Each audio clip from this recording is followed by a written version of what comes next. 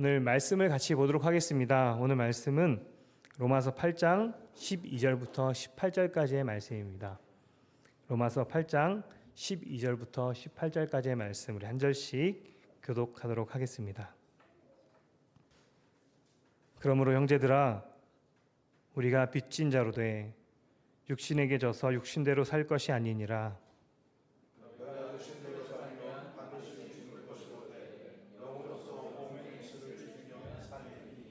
무릇 하나님의 영으로 인도함을 받는 사람은 곧 하나님의 아들이라.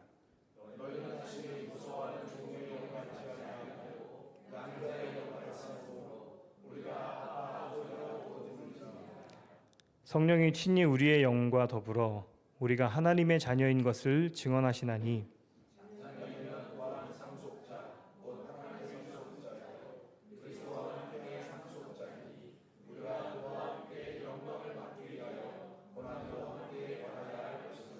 함께 읽겠습니다.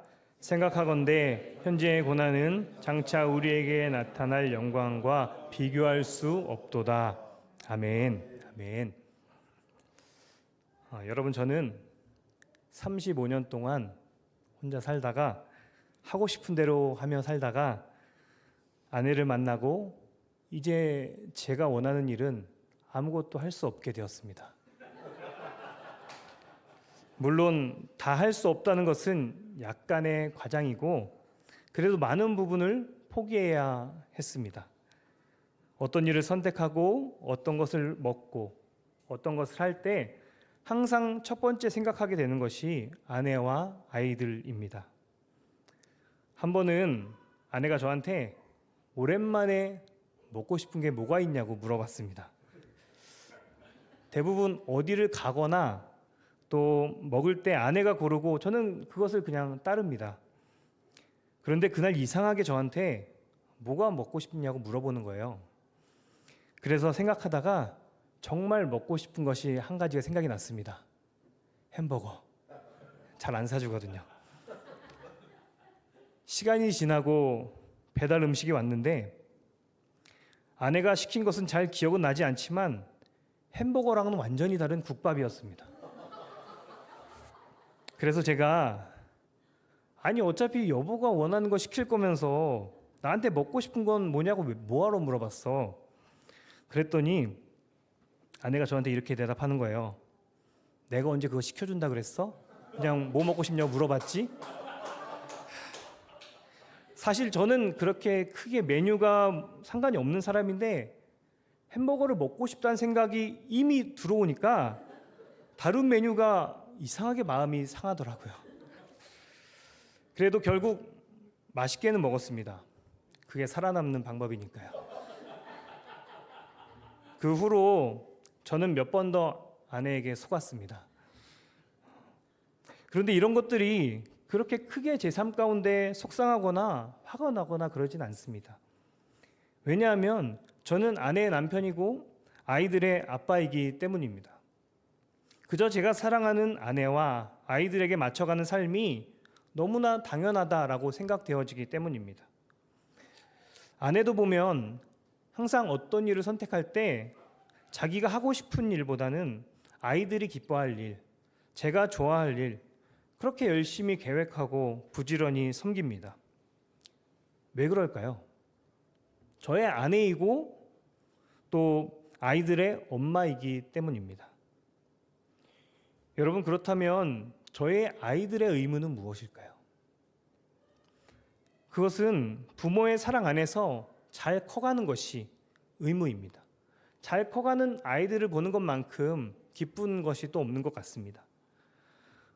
때론 부모가 조금 부족해도 아쉬움이 있어도 나를 사랑하고 나를 바른 길로 이끌기 원한다는 것을 신뢰하고 따라가는 것이죠.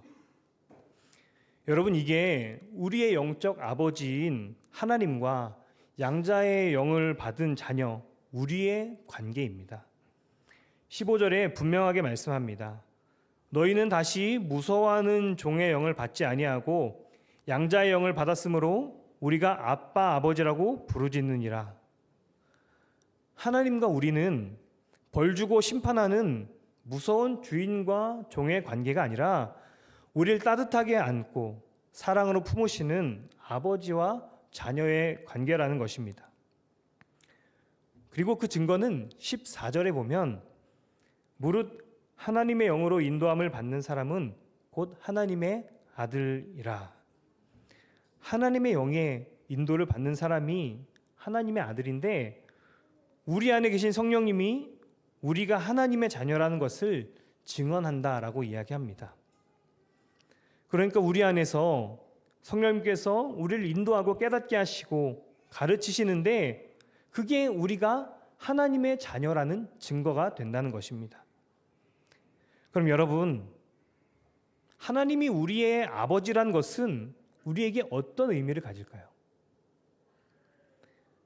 하나님은 자녀된 우리의 삶을 가장 기쁘고 행복한 길로, 가장 바른 길로, 선한 길로 인도하시기 위해서 수많은 계획을 가지고 계시고 부지런히 그 계획을 역사하시는 분이십니다. 때론 우리의 육적 부모는 부족함이 있고 아쉬움이 있고 또 틀릴 때도 있습니다. 하지만 영적 아버지인 하나님은 전혀 부족함이 없고 아쉬움도 없고 틀릴 때도 없습니다. 그 하나님이 나를 위해서 가장 좋은 계획을 세우고 실행하십니다. 여러분, 여러분에게는, 우리에게는 이 신뢰가 있습니까? 한번 생각해 보시기 바랍니다. 오늘 나에게 있었던 어쩌면 불합리한 일, 짜증이 나는 일, 고통스러운 일, 내 맘대로 되지 않는 일들, 여러분 이런 일들 속에서도 하나님의 선하심을 신뢰하고 바라보셨습니까? 나의 아버지 되신 하나님이 나를 가장 선한 길로 인도하신다. 이것이 여러분에게는 어떤 상황에서도 흔들리지 않는 진리가 맞습니까? 저는 인생에서 가장 괴롭고 힘들었던 시간이 있었습니다. 당시에는 굳이 제 삶에서 왜 그런 시간들이 필요할까? 차라리 없었으면 지금보다 훨씬 더 믿음의 생활을 잘 할 수 있지 않았을까 하는 생각이 들기도 했습니다. 하지만 지금 생각은 그때와는 다릅니다. 그때의 힘듦의 시간이 있었기에 누구보다 하나님께 매달려 기도할 수 있었고 그 기도를 통해서 저는 더 나은 믿음의 삶을 살 수 있었다는 것에 분명한 확신을 가지고 있습니다. 다윗이 계속 사울에게 쫓기며 미친 척까지 하는 수모를 겪었지만 굳이 성경이 다윗이 쫓기는 과정을 기록하고 있는 이유가 뭘까요? 그런 힘듦의 시간이 있었지만 그 가운데 도우시고 역사하시는 하나님을 만났고 그 하나님으로 인해서 다윗이 누구보다 하나님을 사랑하고 하나님의 마음에 합한 자라는 이름을 받을 수 있는 사람으로 자라나게 되었다는 것을 보여주는 것이 아닐까요? 여러분, 다윗이 괴로운 중에도 하나님은 여전히 선한 계획을 가지고 그를 인도하셨습니다. 왜냐하면 다윗은 하나님이 사랑하는 아들이기 때문입니다. 여러분, 우리에게도 하나님은 이렇게 역사하십니다. 우리에게 때로 고난을 허락하시는데 이 고난은 우리를 향한 하나님의 선한 계획 가운데 이루어지고 있습니다. 그리고 그 선한 계획은 결국 우리의 믿음을 성장시키고 우리가 더 나은 그리스도인으로 자라나게 하는데 이바지하고 있습니다. 이것이 하나님이 자녀된 우리를 사랑하는 방법이십니다. 하나님이 사랑하는 자녀에게는 이처럼 영광의 일이 있지만 그 전에 피할 수 없는 고난도 함께합니다. 17절에서도 분명히 이렇게 이야기합니다. 자녀이면 또한 상속자 곧 하나님의 상속자요 그리스도와 함께한 상속자니 우리가 그와 함께 영광을 받기 위하여 고난도 함께 받아야 할 것이니라.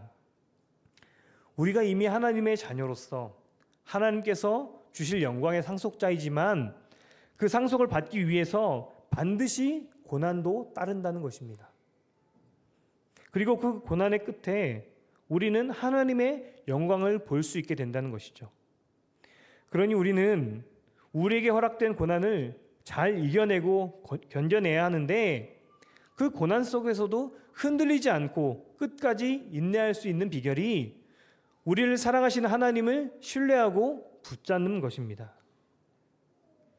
생각해보면 예수님도 다시 부활하시고 하나님의 보좌 우편에 앉으시는 영광을 누리시기 전에 말로 다 할 수 없는 끔찍한 고통과 고난을 겪으셨습니다.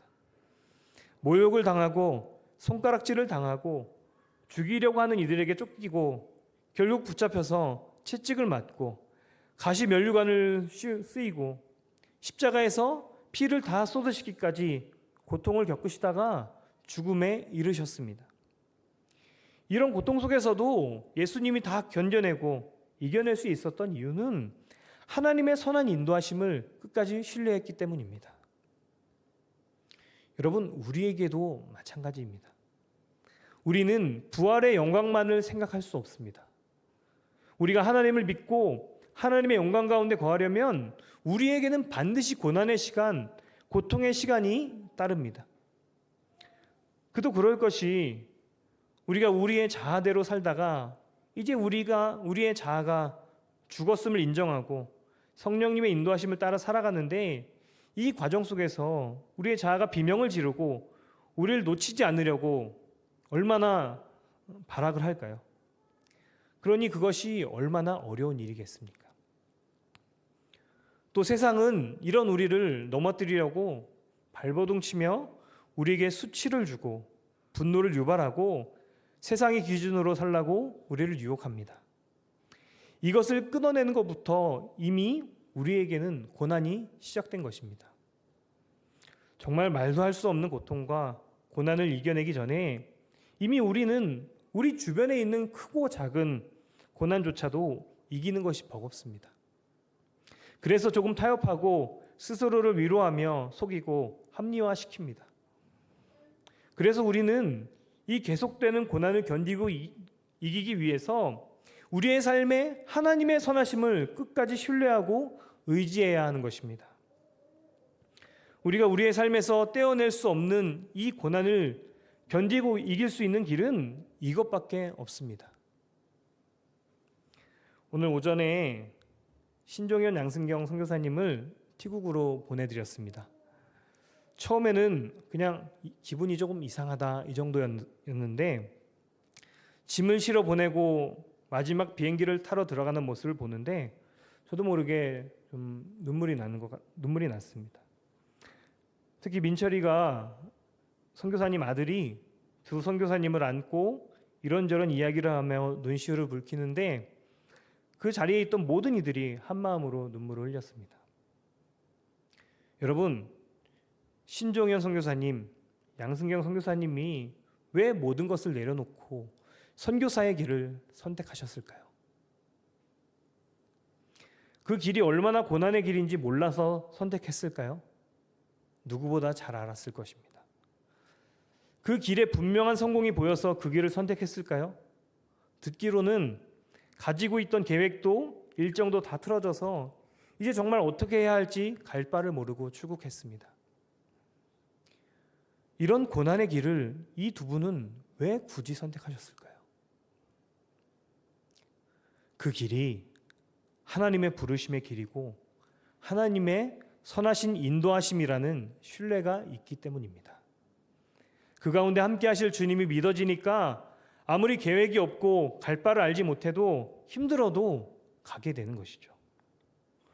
오늘 선교사님을 보내드리면서 아직도 마음에 남는 것이 한 가지가 있습니다. 오늘 말씀을 준비하면서 계속 두 선교사님이 생각이 났습니다. 그래서 조용히 선교사님에게 다가가서 오늘 본문 18절의 말씀을 이야기했습니다.